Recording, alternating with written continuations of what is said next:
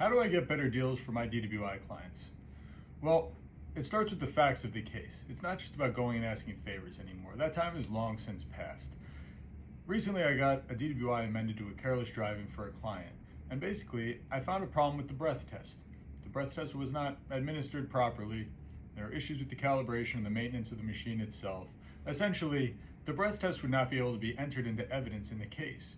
So now there's no refusal for my client in the case. And they can't say that my client was over the legal limit because they're not going to be able to go ahead and enter that number into evidence. They could proceed with the case just based on field sobriety testing and general observations, but that is no longer a slam dunk case for the prosecution by any means. Now, I found this issue when I was able to present to the Department of Revenue in the driver's license hearing, and the Department of Revenue did not suspend my client's license because of the problems with the breath test.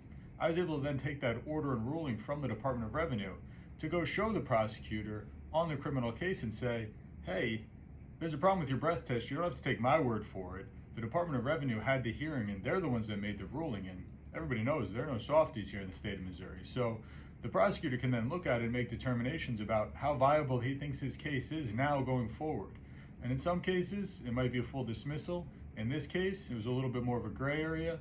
My client was thrilled to take a careless driving that had nothing to do with alcohol, 2 points on his driving record, pay a fine, no probation, and be done with it. So that's not always the way, but that's one recent example of how I get better deals for my clients in DWI cases.